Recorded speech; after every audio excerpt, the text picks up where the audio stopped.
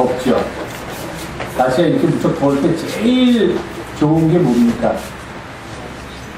시원한 물인 것 같아요. 저는 또 그러다는 거 물을 좀 많이 마시는 사람인데 물이 가장 좋은 계절이에요. 물이 가장 그리운 계절. 그런데 물이 또 아주 중요하다는 것은 제가 지금 말씀드렸지만 우리 모두가 다 똑같이 인지하고 있는 사실입니다. 지구의 7, 80%가 물로 덮여 있다고 하지만 그 7, 80%의 물 중에서 우리가 사용할 수 있는 맑은 물은 약 한 0.7%도 채 안 된다. 그렇게 이야기합니다. 그걸 가지고 사람들이 나누어서 쓰다 보니까 물이 모자른다는 얘기가 나옵니다. 저는 이런 생각을 합니다. 오늘 환경성별주의를 맞아서 우리가 어떻게 하면 하나님께서 주신 이 세상을 아름답게 보존할 수 있을까? 그것은요, 우리에게 주어진 모든 것이 다 한계가 있다라고 생각을 하면 돼요. 무한대다라고 생각하면 안 돼요. 그러면 우리가 낭비를 합니다. 아끼질 않아요. 그러니까 우리에게 주어진 모든 재화라든지 모든 것들은 우리가 보지 못한다고 하더라도 일정한 양만 하나님께서 우리에게 주어주셨다. 그렇게 생각하면 제일 좋은 것 같아요. 그러니까 일정한 양이 주어주셨기 때문에 예를 들면 돈도 우리에게 주어진 돈이 일정한 양이 주어졌기 때문에 어떤 사람이 돈을 많이 가지면 어떤 현상이 일어나냐면 어떤 사람은 돈을 못 가져요. 그러니까 많이 가져서는 안 된다는 거예요. 그래서 한계가 저에 있습니다. 무한되면은 이 사람이 많이 갖더라도 다른 사람도 많이 가질 수 있으니까 아무런 염려가 없는데 전체의 총량이 정해져 있기 때문에 그것을 누군가가 많이 가지면 다른 사람은 못 가져요. 물도 마찬가지입니다. 우리가 생각하기에는 물이 무한대로 우리에게 주어질 것 같죠. 왜냐하면 자, 비가 오면은 비가 와서 여기다가 다시 수증기가 돼서 올라갔다가 구름이 되고 다시 비가 오고 하는 게 반복되니까 마치 물이라는 재화는 계속해서 우리들한테 공급되는 재화처럼 우리가 오해하기가 쉬운데 사실 그렇지 않다는 겁니다. 물도 주어진 총량이 있어요. 우리가 만약에 그 물을 다 마셔버리면은 우리의 후손들은 마실 물이 없고 만약에 우리가 우리나라에서 그 물을 다 소비해버린다면 다른 나라에서는 그만큼 소비를 못하게 된다. 그렇게 염두에 두고서 살면은 사실 우리의 삶이 지금의 삶보다도 훨씬 더 나은 삶을 살 수 있지 않을까 그런 생각을 해봅니다. 요즘 화성도 탐사를 하고 여러 가지 외계의 별들을 탐사하는데 우리 인간이 가진 한계가 있죠. 만약에 다른 별에 생명체가 있다면 우리 같은 생명체가 있을 것이다. 이게 우리가 가진 한계예요. 우리 같은 생명체가 있다면 그 생명체는 반드시 물을 필요로 할 것이다. 그래서 예를 들어서 다른 별에다가 탐사선을 보낼 때 그 탐사선에서 탐사를 하는 첫 번째가 그 행성에, 그 별에 물이 있는가 없는가를 보입니다. 물이 있으면 우리와 같은 생명체가 있을 가능성이 있다. 그렇게 이야기한다고 합니다. 그만큼 이 지구상에서 살고 있는 모든 생명체에게 가장 중요한 것은 물입니다. 물 없이는 못 살아요. 삼풍백화점이라는 게 무너진 적이 있죠. 또는 지진이 나서 사람들이 큰 흙더미 또는 건물 속에 갇히는 경우가 있죠. 또는 광부들이 광산에 들어가서 채굴을 하다가 그만 광산이 무너지는 경우도 있죠. 그럴 경우에 사람들이 살기 위해서 꼭 필요한 게 물론 가장 필요한 것은 공기입니다. 산소가 끊어져 버리면은 산소가 만약에 우리의 몸속으로 들어가지 못하면 우리가 버틸 수 있는 시간이 그렇게 길지가 않아요. 뭐 몇 분을 못 버틸 거예요. 만약에 산소의 공급이 우리한테 끊어진다면. 그러나 어디선가 희미하게 만약에 산소의 공급은 있다고 가정을 하면은 그런 극한 상황에 갔을 때 끝까지 버틸 수 있는 마지막 보루가 물이라는 것을 아마 다 알고 계실 거예요. 음식은 있어도 소용이 없어요. 음식 가지고서는 버틸 수 있는 기간이 한계가 있고 물이 우리에게 주어지지 않는다면 우리의 생명이 오래 갈 수 없다 하는 것을 우리가 너무도 잘 알고 있는 사실입니다. 허준의 동의보감에 보면은 물에도 33가지 종류가 있다. 그런 얘기를 합니다. 뭐 무슨 물, 증류수가 있고, 빗물이 있고, 지하수가 있고, 무슨 물이 있고, 시냇물이 있고 해서 나름대로 이제 의학적으로 이렇게 물을 분류하는 게 한 33가지가 있다고 합니다. 자, 33가지보다도 더 많은 물의 종류가 있을지도 모르는데, 우리에게 있어서 가장 좋은 물, 우리에게 제일 약이 되는 물은 어떤 물일까요? 여러분들은 어떤 물을 제일 좋아하세요? 아리수? 아리수 제일 좋아하세요? 근데 수돗물을 그냥 드시는 분들은 없는 것 같아요. 서울시에서는 아리수가 좋다고 아무리 얘기를 하고 그걸 먹어도 아무런 상관이 없고 오히려 더 다른 물보다 바틀도어라고 하는 그런 병에 드는 물보다도 훨씬 좋습니다 해도 또 수돗물을 이렇게 벌컥벌컥 마음 놓고 마시기는 뭐가 좀 껄끄럽고 하는 것 같아요. 아리수. 어떤 물 드세요? 또 풀물? 풀물물이 제일 우리 풀물물인가요? 그게? 새는 물, 뭐 물도 많죠. 무슨 뭐 삼다도 뭐 물이 있는 거 아주 많은데 물 에비랑이라는 물 드셔보셨어요? 아 드셔보셨어요? 아 저 구경만 해봤는데 그거 먹으면 진짜 피부가 좋아집니다. 다른 물하고 달라요? 아니 얘기해 주세요. 저도 한번 마셔보려고. 진짜 에비랑이라는 물이 다른 물보다 굉장히 비싸던데 보니까 똑같은 양으로 하면은 거의 2배 이상 비싼 것 같던데 그 비싼 가치가 있겠지요? 피부가 뿌얘지면서 먹겠어요. 다른 건 별로 효력에 대해서 제가 관심이 없는데. 예. 세상에서 제일 좋은 물은 뭐냐? 에비앙도 좋은 물일 수 있고, 풀무원 샘물도 좋은 물일 수 있지만 가장 좋은 물은 예수께서 우리에게 주시는 생명수예요. 그래서 우리 안에서 영원토록 솟아나게 하는 게 샘물. 그것이 가장 좋다는 것을 먼저 기억하시면서 오늘 말씀 제가 드리겠습니다. 동양의 철학자 중에 유명한 사람으로서 노자라는 사람이 있습니다. 많이 들어보셨을 거예요. 공자도 들어보고 노자도 들어보고. 이 노자라는 사람이 쓴 도덕경, 제일 유명한 책이고요. 노자의 도덕경의 8장인가를 보면 이런 말이 나옵니다. 이거는 한자 공부를 하나만 들어보고 큰일 났네. 왜 한글 지워져 있죠? 제가 어떻게 얘기를 하고. 상선약수다. 이런 말이 있어요. 상선약수. 가장 선한 것은 물과 같다. 노자라는 사람이 있고, 이 세상에서 가장 선한 것은 물과 같다. 물은 선한데, 물은 착하고 선한데, 이 만물을, 이 세상의 모든 만물을 이롭게 한다.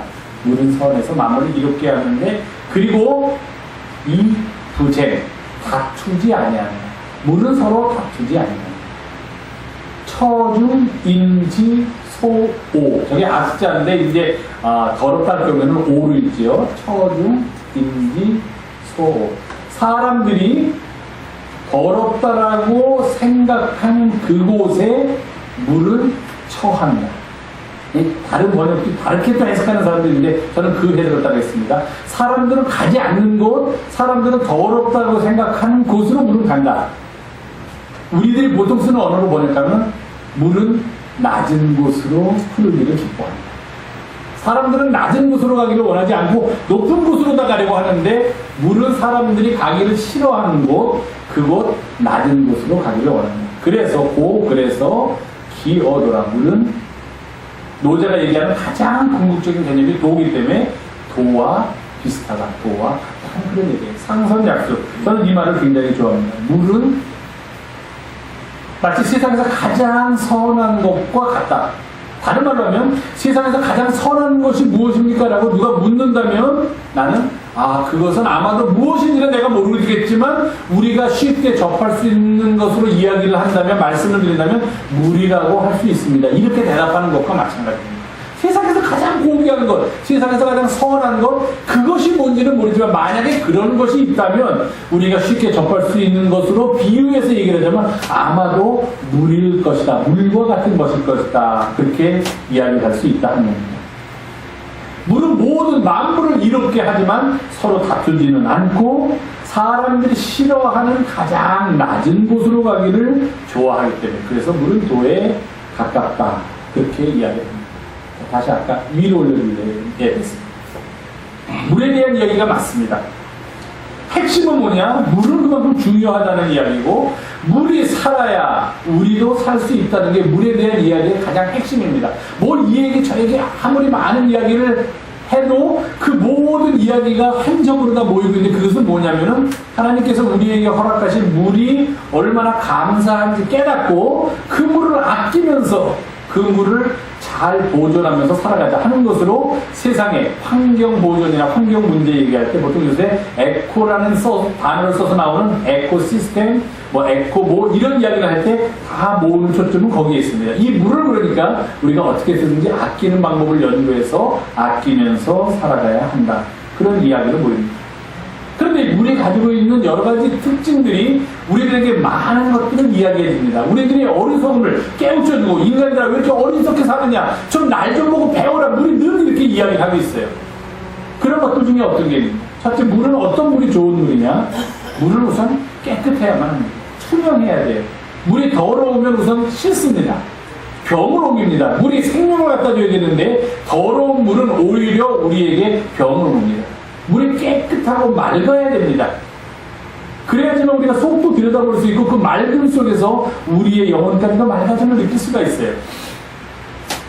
저도 안 가봤지만 얘기만 들었는데 남미 쪽 파라과이나 그런데 이렇게 바닷가 가면요 진짜 물이 맑대요. 그래가지고 너무 깨끗해가지고 들여다보고 있으면 거기서 물고기도 헤엄치고 물 바닥에 있는 얕은 데 가면 물 바닥에 있는 것까지 다 보일 정도로 그렇게 물이 깨끗하다고 합니다. 물은 깨끗하고 투명해야만 합니다. 사람들은 그렇지가 않죠. 거짓하고 아까 얘기한 거 지금 다르게 얘기하고 지난번에 얘기한 거 지금 와서는 번복하고 하는 게 사람들의 모습이에요. 좀 더 우리가 깨끗해질 수 있으면 투명해질 수 있으면 얼마나 좋을까 하는 그런 안타까움이 요즘을 살고 있는 이 시대에는 더욱더 절실하게 느껴지고 있습니다. 물은 머물러 있으면 물의 기능을 못합니다. 물은 흘러야지만 물의 기능을 할 수가 있어요. 흐르는데 어디로 흐르냐면 아까도 말씀드렸지만 낮은 곳으로 흐릅니다. 낮은 곳으로 흐르면서 항상 빈 곳이 있으면 빈 곳을 그냥 지나가는 것이 없습니다. 빈 곳을 채우고 그리고 난 다음에 다시 더 낮은 곳으로 또 흘러가고 또 빈 곳이 있으면 채우고 또 더 낮은 곳으로 흘러가는 게 물입니다. 채운다고 할 때 자기를 채우는 것이 아니라 자기를 내어주면서 빈 웅덩이를 자신의 몸으로 채워주고 그리고 흘러간다는 이야기입니다. 사람들은 거꾸로죠. 채운다고 하면 거기에 있던 것을 다 나에게 채우고 더 상승하려는 욕구를 가지고 우리가 살아간다고 하면 물은 정반대다는 겁니다. 그러니까 물이 사는 것과 사람이 사는 것은 정반대예요. 물은 자신을 내주면서 채우고 아래로 가는데 사람은 남이 갖고 있는 것까지 세상이 가지고 있는 것까지 뺏어서 나를 채우고 자꾸 위로 올라가려고 하는 게 사람이다 하는 겁니다. 그래서 물은 우리에게 많은 것을 가르쳐줍니다. 그리고 물은 만물을 이롭게 합니다. 어떤 분이 그런 말을 하더라고요. 물이 무슨 만물을 이루겠냐. 홍수 났는데 그것도 이로운 것이냐. 태풍이 나고 뭐 나고 물난리가 그렇게 나는데 어떻게 물이 우리한테 이로운 것이냐. 우리의 눈으로 보면은 이롭지 않을 수도 있어요. 홍수가 났으니까 물난리가 났으니까 그것 때문에 사람들이 죽기도 하고 그것 때문에 우리들의 재산이 손해도 보니까 그것은 좋은 일이 아닐 수도 있습니다. 그러나 그것은 어리석은 우리 인간의 눈으로 볼 때만 그렇다는 거예요. 하나님의 눈으로 세상을 지구라는 것만 우선 놓고 보더라도 그런 물의 순환이 있어야지만 이 지구가 더 오랫동안 깨끗하게 살 수 있다는 그런 어떤 하나님의 섭리일지도 모른다는 겁니다. 홍수가 안 나면 좋겠다는 건 우리의 생각인데 만약에 홍수가 나지 않고서 계속 이런 상태로 지속된다면 지구 자체가 더 오랫동안 생존할 수 없을 수도 있다는 이야기입니다. 태풍이 일어나죠. 이제 이쪽 태평양 쪽에서 일어나는 건 태풍이라고 그러고 저 미국의 저쪽에서 일어나는 거는 허리케인이라고 보통 비슷하지만 이제 서로 약간 다른 작용에 의해서 일어나기 때문에 태풍도 일어나고 허리케인도 일어납니다. 우리나라를 주로 많이 강타하는 건 태풍이지만요. 태풍 좀 안 일어났으면 좋겠다. 미국에서도 허리케인 일어나면 정말 무섭습니다. 허리케인 좀 안 일어났으면 좋겠다고 다 사람들이 얘기합니다. 그렇게 얘기하지만 만약에 태풍이나 허리케인이 무엇인가라고 물어보니까 바다를 정화시키는 작용이래요. 지구가 살아남기 위해서 지구가 자신이 더 살기 위해서 스스로를 정화하는 작용이라고 합니다. 우리의 눈으로 보면 그런 거 없었으면 좋겠지만 지구의 눈으로 볼 때는 그게 필요하다 하는 거예요. 그런 의미에서 본다면 물은 만물을 이롭게 한다는 말에 대해서 우리가 이의를 제기하기는 그렇게 쉽지 않을 것 같습니다. 홍수 얘기하면서 그렇지 않다라고 반발을 하고 싶지만 그것 또한 더 큰 거대한 눈으로 본다면 지구라는 하나의 유기체적 생명체를 살리려는 어떤 움직임이라고 우리가 이해할 수만 있다면, 인간의 차원을 떠나서 이해할 수만 있다면, 그렇다면 우리는 아무래도 만물을 이롭게 한다는데 우리가 다 동의해야만 할 것 같습니다. 성서도, 성경에서도 이런 물에 대한 이야기를 우리에게 많이 해주고 있습니다. 창세기에 보면은 에덴 동산을 만들었다, 하나님이. 그 에덴 동산에서 이런 일이 있었다 하고 얘기하는데, 바로 에덴 동산을 만들고 에덴 동산을 만들고 얼마 안 있어서 거기 창세기 2장에 보면 이런 얘기를 합니다. 그 에덴으로부터 강이 흘러나와. 그래서 그 흘러나온 강이 온 강을 적시면서 4개의 강이 나오는데, 첫 번째 강, 두 번째, 세 번째, 네 번째 하면서 강 이름들이 나옵니다. 에덴 동산에서부터 흘러나오는 강이 가장 이상적인 장소인 에덴에서부터 세상을 향하여 공급해주는 생명의 기운을 성서의 기자도 뭐라고 표현하냐면, 그로부터 물이 흘러나와서 강을 이루었다, 이렇게 설명하고 있습니다. 온 땅을 적신다라고 기록하고 있습니다. 이렇듯 물은 생명의 원천이에요. 그렇기 때문에 에스겔 선지자는 자기가 살고 있는 그 척박한 포로 생활 속에서 이렇게 엄청난 희망의 환상을 볼 수 있었다는 겁니다. 에스겔이 본 환상이 아주 많은데 그 중에서 아주 크게 두 가지만 들자면, 하나는 아골 골짜기에서 마른 뼈들이 일어나서 큰 군대가 되는 환상이 있고, 또 하나의 환상은 바로 오늘 에스겔서 47장에 나오는 성소로부터 흘러나오는 강에 대한 환상이 있습니다. 이 두 환상은 다 무엇입니까? 지금 보기에는 다 죽은 것 같은, 지금 보기에는 전혀 생명의 기운을 얻을 수 없을 것 같은 상황 속에서 세상을 살리는 생명의 기운을 얻는 그런 환상입니다. 포로 생활에 잡혀서 아무런 희망도 없고 자기들의 고국으로 돌아갈 그런 가능성조차 찾아볼 수 없는 그런 낙심한 이스라엘 백성들, 바벨론의 포로로 잡혀가 있는 이스라엘 백성들을 향하여 에스겔이 메시지를 선포할 때 바로 이 희망의 메시지, 생명의 메시지를 선포했다는 것입니다. 마른 뼈가 살이 붙어서 커다란 군대가 되었으니 이제 우리가 살고 있는 이런 척박한 상황도 우리는 극복할 수 있는 힘을 얻게 될 것입니다. 성서로부터 물이 흘러나와서 그 물이 커다란 강을 이루는 것을 내가 보았습니다. 그리고 그 강 좌우에는 아주 좋은 과실나무들이 철마다 우리들에게 필요한 열매를 맺고 그 잎사귀는 약재로 쓰일 수 있다는 그런 놀라운 환상을 보았습니다라고 에스겔이 지금 포로 생활을 하고 있는 이스라엘 백성들에게 선포했을 때, 그때 이스라엘 백성들의 가슴이 얼마나 뛰었겠습니까? 아, 지금은 내가 비록 이렇게 고통스러운 상황이 있지만 곧 하나님께서 우리에게 이러한 희망의 메시지를 주신다는 것은 우리에게 이러한 놀라운 일이 일어나게 될 것이다. 그런 벅참이, 그 이야기를 에스겔로부터 듣는 이스라엘 백성들의 마음속에서 꿈틀거리기 시작했다는 것입니다. 성소에서 생명의 물이 흘러나오는데 처음에는 얕습니다. 점점점 가서 재보니까 점점점 깊어져서 나중에는 사람이 들어가면은 빠지게 되는 강과 같이 된다 하는 그런 이야기가 나옵니다. 점점점 그 깊이를 더해갑니다. 처음에는 얕게 나오는 것 같지만 그것이 세상으로 흘러들어갈수록 생명의 은혜, 하나님의 은혜는 더욱더 깊어지고 세상을 향하여 흘러들어간다는 그런 이야기입니다. 그 강물이 이르는 곳마다 모든 생물이 살아나고, 바다가 강을 살리는 일은 있지만 이 에스겔서에서는 거꾸로 바로 성소로부터 흘러나온 물이 이르니 강이 바다까지도 다시 살린다, 이렇게 선포하고 있습니다. 강의 좌우에는 각종 먹을 과실나무가 자라서 그 잎이 시들지 아니하며 열매가 끊이지 아니하고 달마다 새 열매를 맺고 그 잎사귀는 약의 재료로서 사람들을 살리는 일에 사용될 수 있다고 합니다. 어떻게 이런 놀라운 일이 일어날 수 있을까? 우리가 말하는 이 강이 있는데 그 강들이 다 모든 이런 일들을 감당할 수 있겠습니까? 아닙니다. 이 놀라운 일은, 이렇게 신비로운 일은 바로 그 강의 근원이 성소이기 때문입니다.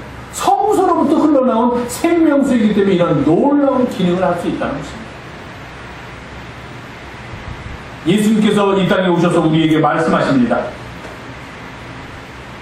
내가 너희들에게 주는 이 물을 마시는 자마다 영원히 목마르지 아니할 것이다. 그 물은 우리 안에서 영생하도록 솟아나는 샘물이 되기 때문입니다. 바로 이 성소에서 흘러나오는 물, 그래서 온 세상에 생명을 주는, 온 세상을 구원하는 물은 아마도 예수 그리스도 자신일 수도 있습니다. 예수 그리스도를 통하여 선포되는 말씀일 수도 있습니다. 예수 그리스도께서 이 땅에 베풀어 주신 사랑의 놀라운 능력일 수도 있습니다. 이 모든 것을 우리는 하나로 묶어서 바로 이것이 성서로부터 흘러나오는 생명의 물이다, 구원의 물이다, 이렇게 이야기하게 된다는 것입니다. 물은 생명을 살려줍니다. 때로는 감당할 수 없는 물의 위력 속에서도 우리는 우리의 상상과 우리의 이성을 뛰어넘는 하나님의 놀라운 능력과 하나님의 놀라운 사랑을 깨닫게 된다는 것입니다. 사랑하는 교회 여러분, 그리스도인들은 어떤 사람입니까? 우리는 두 가지 차원에서 살고 있는 사람입니다. 먼저 말씀드리면 우리는 이 땅에 발을 딛고 이 땅에서 살고 있지만 늘 우리는 하늘을 바라보는 사람들입니다. 하늘의 도를 따르려고 애쓰는 사람들이요, 그 하늘의 도, 하나님께서 우리에게 주신 생명의 길에 서서 살려고 그렇게 노력하는 사람들이 바로 그리스도인들입니다.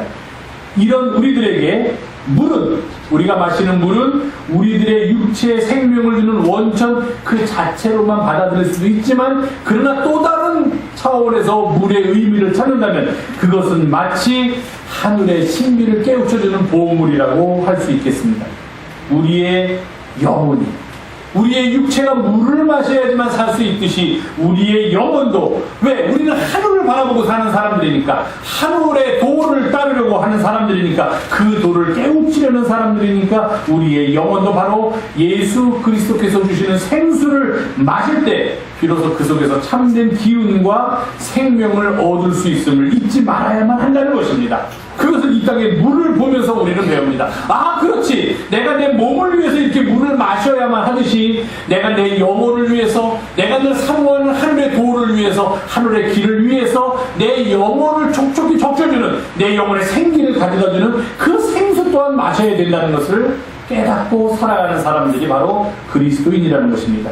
그 생명수는 바로 예수 그리스도로부터 우리에게 선포되는, 예수 그리스도 자신이면서 또한 예수 그리스도를 통해서 우리에게 선포되는 하나님 나라의 비밀, 하늘나라의 보물, 바로 예수 그리스도의 말씀입니다. 그 말씀을 우리가 받아들일 때 우리는 비록 이 땅에 발 딛고 살지만 저 하늘에서 누리는 영광을 누리면서, 저 하늘에서 사는 기쁨을 누리면서 이 땅을 살아갈 수가 있습니다.